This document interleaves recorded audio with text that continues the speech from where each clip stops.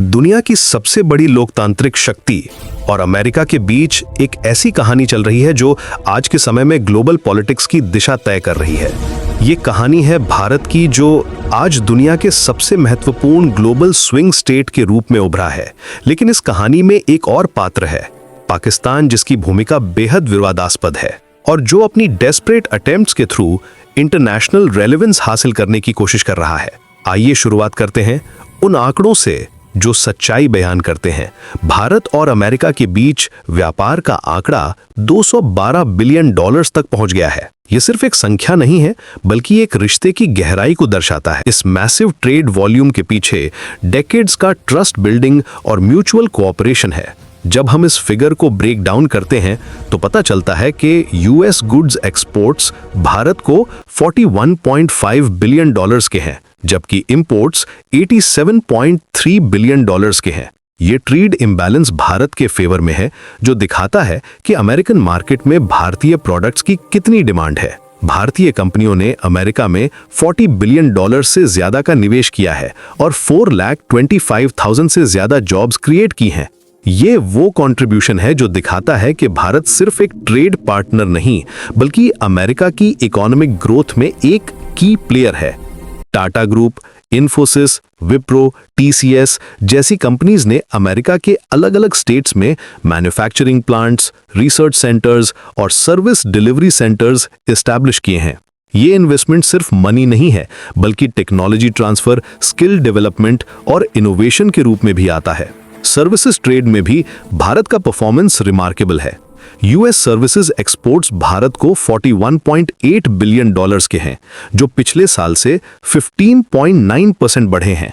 ये ग्रोथ दिखाती है कि दोनों कंट्रीज के बीच नॉलेज इकोनॉमी में भी डीप इंटीग्रेशन हो रहा है। IT services, business process outsourcing, engineering services और फाइनेंशियल सर्विसेज में भारत की एक्सपर्टीज को अमेरिका रिकॉग्नाइज करता है। दूसरी तरफ पाकिस्तान का सिनारियो बिल्कुल अलग है। जहां भारत बिलियंस में इन्वेस्टमेंट कर रहा है, वहीं पाकिस्तान की अमेरिका में इकोनॉमिक प्रेजेंस मिनिमल है। पाकिस्तान का टोटल ट्रेड वॉल्यूम यूएस के साथ बेयरली 6 to 7 बिलियन डॉलर्स है, जो भारत के कंपैरिजन में नेग्लिजिबल है। पाकिस्तान की कंपनीज का अमेरिकन मार्केट में प्रेजेंस भी लिमिटेड है और जॉब क्रिएशन भी मिनिमल है। ये स्टार्क कॉन्ट्रास्ट दिखाता है कि इकोनॉमिक डिप्लोमेसी में भारत कितना आगे है। लेकिन यहाँ एक शॉकिंग रिवेलेशन आती है। अप्रैल 2025 में ट्रंप फैमिली के साथ जुड़ी वर्ल्ड लिबर्टी फाइनेंशियल कंपनी ने पाकिस्तान क्रिप्टो काउंसिल के साथ एक डील साइन की। ये डील उस समय हुई जब पाकिस्तान में टेररिज्म की एक्टिविटीज बढ़ रही थीं और पहलगाम अटैक के बाद टेंशन्स पीक पर थे। जब पहलगाम में टेररिस्ट अटैक हुआ और भारत ने ऑपरेशन सिंदूर लॉन्च किया, तब भी ये क्रिप्टो डील कंटिन्यू रही। इस टाइमिंग को लेकर सीरियस क्वेश्चंस उठे हैं। अमेरिकन सेनेटर्स ने इसे करप्शन करार दिया है। सेनेटर एलिजाबेथ वॉरेन ने कहा है कि ये क्लियर कॉन्फ्लिक्ट ऑफ इंटरेस्ट है। उन्होंने स्पेसिफिकली पॉइंट आउट किया है कि जब स्टेबल कॉइन लेजिस्लेशन सेनेट में पेंडिंग है, तब ट्रंप फैमिली का इस तरह के वेंचर्स में इन्वॉल्वमेंट प्रॉब्लमैटिक है। सवाल ये है कि क्या ट्रंप की पाकिस्तान के प्रति सॉफ्ट अप्रोच इस फाइनेंशियल डील से इन्फ्लुएंस्ड है? क्या ये डील ट्रंप के मीडिएशन ऑफर को एक्सप्लेन करती है? इस कंट्रोवर्सी के बीच भारत अमेरिका रिलेशंस में एक ड्रामेटिक टर्न आया है। ट्रंप एडमिनिस्ट्रेशन ने भारत पर 50% तक के टैरिफ्स लगाए हैं। ये डिसीजन भारत के रशियन ऑयल इंपोर्ट्स और ब्रिक्स पार्टिसिपेशन को लेकर फ्रस्ट्रेशन से आया है। लिबरेशन डे टैरिफ अप्रोच के अंडर ये एक्शन लिया गया, लेकिन स्पेसिफिकली भारत को टारगेट किया गया है। ट्रंप एडमिनिस्ट्रेशन का ये स्ट्रैटेजी भारत को रशिया से ऑयल परचेसेस रिड्यूस करने के लिए प्रेशर डालने की है। लेकिन यहाँ आयरनी ये है कि जब भारत ने यूएस सैंक्शंस का रिस्पेक्ट करते हुए ईरान से ऑयल इंपोर्ट बंद किया था, तो उसका फायदा चाइना को मिला था। भारत ने ईरान के साथ अपने ट्रेडिशनल एनर्जी टाइज को सैक्रिफाइस किया था अमेरिकन प्रेशर के कारण, लेकिन इसका बेनिफिट चाइना को मिला, जिसने ईरानियन ऑयल के मार्केट में भारत की जगह ले ली। अब जब भारत रशियन ऑयल इंपोर्ट कर रहा है अपनी एनर्जी सिक्योरिटी के लिए, तो अमेरिका को प्रॉब्लम हो रही है। H-1B वीजा रिस्ट्रिक्शंस भी एक मेजर इशू बन गई हैं। ये visa category Indian IT professionals के लिए क्रूशल है, जो अमेरिकन कंपनीज में स्पेशलिटी रोल्स में काम करते हैं। ट्रंप एडमिनिस्ट्रेशन ने इन वीजास पर सीरियस बैरियर्स लगाए हैं, जो इंडियन लेबर फ्लो को यूएस में इफेक्ट करेगा। ये मूव भारत के स्किल्ड वर्कफोर्स को डायरेक्टली इंपैक्ट करती है और दोनों कंट्रीज के बीच टैलेंट एक्सचेंज को रिस्ट्रिक्ट करती है। अब बात करते हैं चाबहार पोर्ट की, ये पोर्ट ईरान में स्थित है और भारत के लिए अफगानिस्तान और सेंट्रल एशिया तक पहुंचने का एक ऑल्टरनेटिव रूट है जो पाकिस्तान को बाईपास करता है। ये सब कुछ भारत को एक यूनिक पोजीशन में ले आया है, ग्लोबल स्विंग स्टेट की पोजीशन में। आज की मल्टीपोलर वर्ल्ड में जहां अमेरिका, चाइना और रशिया के बीच ट्रायंगुलर कंपटीशन चल रही है, वहां भारत का सपोर्ट डिसाइसिव फैक्टर बन जाता है। ये वही कंट्री है जो अमेरिका के साथ इंडो पैसिफिक पार्टनरशिप मेंटेन करती है, रशिया के साथ ऑल वेदर फ्रेंडशिप रखती है और चाइना के साथ भी कॉशियस एंगेजमेंट करती है। भारत की ये स्ट्रेटेजिक ऑटोनॉमी पॉलिसी कोई एक्सीडेंट नहीं है। ये केयरफुली क्राफ्टेड स्ट्रैटेजी है जो इंडिया के नेशनल इंटरेस्ट को सर्व करती है। नेहरू के नॉन अलाइनमेंट मूवमेंट से लेकर आज तक भारत ने हमेशा अपनी इंडिपेंडेंट फॉरेन पॉलिसी मेंटेन की है। जब अमेरिका एक्सपेक्ट करता है कि भारत चाइना के अगेंस्ट कंप्लीटली अलाइन हो जाए, तब भारत अपनी न्यूट्रलिटी मेंटेन करता है। जब चाइना चाहता है कि भारत वेस्टर्न कैंप से दूर रहे, तब भी भारत अपने स्विंग स्टेट के ऑटोनॉमी को मेंटेन करता है। इस कॉम्प्लेक्स जियोपॉलिटिकल सिनेरियो में भारत की पोजीशन और भी मजबूत हो जाती है जब हम देखते हैं कि कैसे डिफरेंट पावर्स भारत को कोट कर रहे हैं। अमेरिका भारत को अपना की इंडो पैसिफिक पार्टनर मानता है और क्वाड पार्टनरशिप के थ्रू सिक्योरिटी कोऑपरेशन बढ़ाना चाहता है। रशिया के साथ भारत के डेकेड्स ओल्ड टाइज हैं, डिफेंस कोऑपरेशन, एनर्जी पार्टनरशिप और स्पेस कोलैबोरेशन में। चाइना भी भारत के साथ एंगेजमेंट चाहता है। हालांकि गलवान वैली इंसिडेंट के बाद बॉर्डर इश्यूज एक मेजर चैलेंज है। ये स्विंग स्टेट स्ट्रैटेजी भारत को यूनिक एडवांटेजेस देती है। एनर्जी सिक्योरिटी के मामले में भारत डाइवर्सिफाइड सोर्सेज मेंटेन कर सकता है। रशिया से ऑयल, मिडिल ईस्ट से ट्रेडिशनल सप्लाईज और रिन्यूएबल एनर्जी में डोमेस्टिक प्रोडक्शन। ये डाइवर्सिफिकेशन भारत को एनर्जी शॉक से प्रोटेक्ट करता है। डिफेंस कोऑपरेशन में भारत मल्टीपल पार्टनर्स के साथ डील्स कर सकता है। अमेरिका से एडवांस टेक्नोलॉजी, रशिया से प्रूवन सिस्टम्स, फ्रांस से स्ट्रेटेजिक पार्टनरशिप्स और इजराइल से स्पेशलाइज्ड इक्विपमेंट। ये अप्रोच भारत की डिफेंस कैपेबिलिटीज को स्ट्रेंथन करता है। इकोनॉमिक पार्टनरशिप्स में भारत अपने ऑप्शंस ओपन रख सकता है। ब्रिक्स मेंबरशिप के साथ साथ क्वाड पार्टिसिपेशन, एससीओ में इन्वॉल्वमेंट के साथ साथ G20 लीडरशिप। ये मल्टी अलाइनमेंट अप्रोच भारत को मैक्सिमम बेनिफिट्स दिलाता है।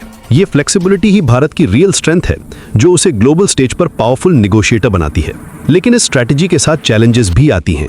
ट्रंप एडमिनिस्ट्रेशन के टैरिफ्स ने दिखाया है कि अमेरिका भारत पर प्रेशर डाल सकता है। डिफेंस मिनिस्टर राजनाथ सिंह ने ट्रंप के मीडिएशन क्लेम्स को कंप्लीटली इनकरेक्ट बताया है, जो दिखाता है कि भारत अपनी सॉवरेंटी को लेकर कितना सेंसिटिव है। चाइना के साथ बॉर्डर टेंशंस एक कांस्टेंट थ्रेट हैं जो मिलिट्री प्रिपेयर्डनेस डिमांड करती हैं। रशिया के साथ टाइज भी वेस्टर्न प्रेशर के कारण कॉम्प्लिकेटेड हो सकते हैं। फिर भी भारत ने अपनी डिप्लोमेटिक स्किल से इन चैलेंजेस को हैंडल किया है। जब यूएस ने टैरिफ्स लगाए तो भारत ने अपने ट्रेड डाइवर्सिफिकेशन पर फोकस किया। Asian countries, middle east, Africa और लैटिन अमेरिका के साथ ट्रेड पार्टनरशिप्स स्ट्रेंथन किए। जब चाइना के साथ टेंशंस बढ़े तो भारत ने मिलिट्री प्रिपेयर्डनेस के साथ साथ डिप्लोमेटिक एंगेजमेंट भी मेंटेन किया। आज का भारत वो कंट्री नहीं है जो किसी एक पावर के इन्फ्लुएंस में आ जाए। ये वो इंडिया है जो अपने नेशनल इंटरेस्ट्स को प्रायोरिटी देती है और उसके अकॉर्डिंग अपनी फॉरेन पॉलिसी डिजाइन करती है। Make in India, digital India, आत्मनिर्भर भारत जैसे इनिशिएटिव्स इसी अप्रोच के पार्ट है। ये अप्रोच भारत को ग्लोबल स्टेज पर एक पावरफुल नेगोशिएटर बनाती है। कांग्रेसनल स्टेटमेंट्स में भी ये क्लियर हो रहा है कि अमेरिका को भारत की इंपॉर्टेंस समझ आ रही है। जब सेनेटर्स भारत के साथ रिलेशंस की इंपॉर्टेंस पर एम्फसाइज करते हैं तो ये दिखाता है कि भारत की स्ट्रेटेजिक वैल्यू को अमेरिका रिकॉग्नाइज कर रहा है। चाइना को काउंटर करने के लिए भारत का सपोर्ट एसेंशियल है, चाहे इंडो पैसिफिक में हो या टेक्नोलॉजी कंपटीशन में। यहां तक कि ट्रंप एडमिनिस्ट्रेशन के टफ स्टैंड के बावजूद भी अमेरिका को पता है कि चाइना को काउंटर करने के लिए भारत का सपोर्ट जरूरी है। इस पूरे सिनेरियो में पाकिस्तान की पोजीशन बेहद वीक है। जहां भारत इकोनॉमिक पावर हाउस बनकर ग्लोबल इन्फ्लुएंस क्रिएट कर रहा है, वहीं पाकिस्तान अभी भी कंट्रोवर्शियल डील्स और टेररिज्म के साथ एसोसिएटेड है। ट्रंप फैमिली के साथ क्रिप्टो डील पाकिस्तान की डेस्परेट अटेम्प्ट है इंटरनेशनल रेलेवेंस मेंटेन करने की, लेकिन ये अप्रोच सस्टेनेबल नहीं है। जेंट्री बीच जैसे ट्रंप एलाइज का पाकिस्तान विजिट भी इसी कॉन्टेक्स्ट में देखना चाहिए। पाकिस्तान का अप्रोच फंडामेंटली फ्लॉड है क्योंकि वो इकोनॉमिक डेवलपमेंट पर फोकस करने के बजाय शॉर्टकट्स फाइंड करने की कोशिश करता है। चाइना पाकिस्तान इकोनॉमिक कॉरिडोर के थ्रू चाइना डिपेंडेंसी बढ़ाना, टेररिज्म को स्टेट पॉलिसी के रूप में यूज करना और अब क्रिप्टो डील्स के थ्रू ट्रंप फैमिली को इन्फ्लुएंस करने की कोशिश, ये सब अनसस्टेनेबल स्ट्रैटेजीज हैं। भारत का इमर्जिंग रोल एक ग्लोबल स्विंग स्टेट के रूप में सिर्फ करंट जियोपॉलिटिक्स का रिजल्ट नहीं है, बल्कि डेकेड्स की स्ट्रैटेजिक प्लानिंग और कंसिस्टेंट पॉलिसी इंप्लीमेंटेशन का रिजल्ट है। जब भारत ने नॉन अलाइनमेंट मूवमेंट में लीडरशिप की थी, तब भी ये अप्रोच था कि किसी एक कैंप में कंप्लीटली अलाइन नहीं होना है। कोल्ड वॉर के दौरान भी भारत ने अपनी इंडिपेंडेंट फॉरेन पॉलिसी मेंटेन की थी। आज के मल्टीपोलर वर्ल्ड में ये अप्रोच और भी रेलेवेंट हो गई है। इकोनॉमिक ग्रोथ भी भारत की स्विंग स्टेट स्ट्रैटेजी को सपोर्ट करती है। जब आपकी इकोनॉमी स्ट्रांग होती है, तब आपको ऑप्शंस मिलते हैं। भारत की GDP growth rate, manufacturing capabilities, technology sector की स्ट्रेंथ, डेमोग्राफिक डिविडेंड, ये सब फैक्टर्स भारत को बार्गेनिंग पावर देते हैं। सर्विसेज सेक्टर में भारत की ग्लोबल लीडरशिप, फार्मास्यूटिकल इंडस्ट्री में मैन्युफैक्चरिंग कैपेबिलिटीज, स्पेस टेक्नोलॉजी में अचीवमेंट्स, ये सब भारत की सॉफ्ट पावर को बढ़ाते हैं। फ्यूचर सिनेरियोज को देखते हुए भारत की ये पोजीशन और भी स्ट्रेंथन होने वाली है। जैसे जैसे ग्लोबल इकोनॉमी में भारत का शेयर बढ़ेगा, वैसे वैसे भारत की नेगोशिएटिंग पावर भी बढ़ेगी। मैन्युफैक्चरिंग हब के रूप में भारत का इमर्जेंस, पर्टिकुलरली इलेक्ट्रॉनिक्स और ऑटोमोटिव सेक्टर्स में ग्लोबल सप्लाई चेन्स में भारत की इंपॉर्टेंस बढ़ा रहा है। टेक्नोलॉजी सेक्टर में भारत की leadership, particularly digital payments, fintech और सॉफ्टवेयर सर्विसेज में भारत को ग्लोबल इनोवेशन हब बना रही है। डेमोग्राफिक डिविडेंड भी भारत का मेजर एडवांटेज है।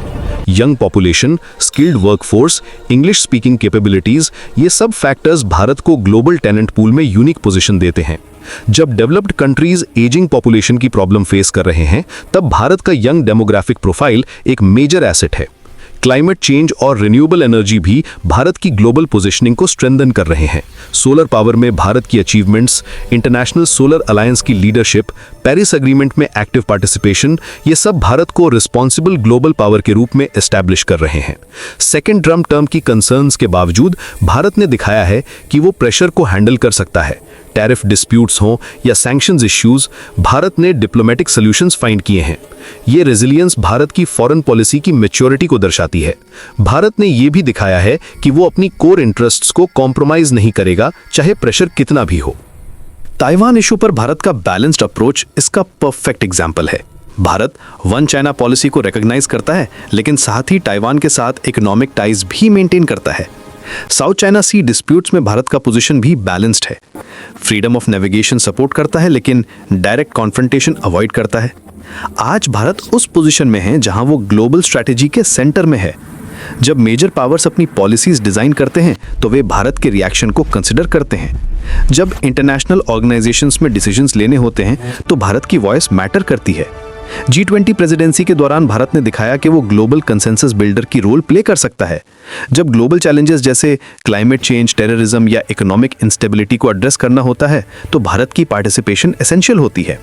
कोविड-19 पेंडेमिक के दौरान भारत ने वैक्सीन डिप्लोमेसी के थ्रू अपनी रिस्पॉन्सिबल ग्लोबल सिटीजन की इमेज एस्टैब्लिश की। फार्मेसी ऑफ द वर्ल्ड के रूप में भारत की रेपुटेशन इसी अप्रोच का रिजल्ट है। ये ट्रांसफॉर्मेशन ओवरनाइट नहीं हुआ है, ये डेकेड्स की हार्ड वर्क, कंसिस्टेंट पॉलिसीज और स्ट्रेटेजिक पेशेंस का रिजल्ट है। इकोनॉमिक लिबरलाइजेशन से लेकर डिजिटल रेवोल्यूशन तक, स्पेस अचीवमेंट से लेकर डिफेंस मॉडर्नाइजेशन तक, हर सेक्टर में भारत ने सिस्टमैटिक प्रोग्रेस किया है।